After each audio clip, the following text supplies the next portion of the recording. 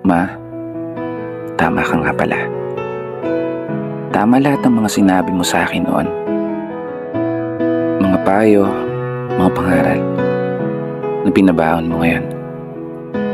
Na darating yung panahon na kailangan kong harapin yung mga pagsubok at hamon ng mag-isa, nang walang inaasahang tulong mula sa iba. Salubungin ang hampas ng alon at tatagan ng mga paa, at palaging ipaalala sa sarili ang salitang, kaya ko pa. Oo, kaya ko to. Gaya ng palaging sinasambit mo. Simula nung nasa sinapupunan pa lamang hanggang ako'y karga mo. Pinapakain, nililiguan, pinapatulog gamit ang iyong tinig.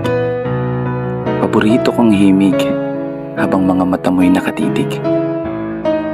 Hanggang sa nagkaisip, mga kamay mo pa rin ang aking hilig. Hawakan sa tuwing takot ay sumisilip.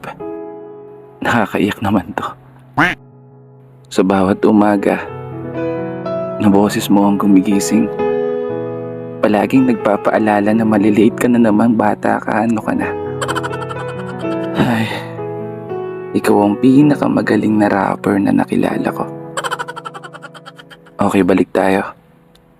Seryoso na. Ikaw nga pala yung nanay ko.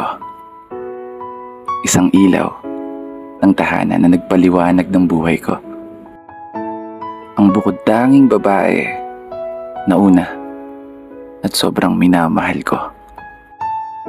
Isang babae na habang buhay iingatan ko. Kaya sana ma, bagal-bagalan mo yung pagtanda mo ha. Pangako, ipapanalo ko to. Hindi ko na masyadong pakakahabaan na. Para rin sa'yo naman tong video na to. Kasi tama naman lahat talaga ng sinabi mo. Malayo na ako sa'yo. Malayo ka rin sa pamilya mo. Kasi kailangan mo magtrabaho para sa amin.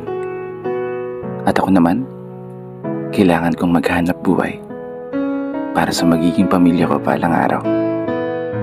Kaya gagamitin ko na tong opportunity na to para iparamdam at ipakita sa'yo kung gaano kita kamahal.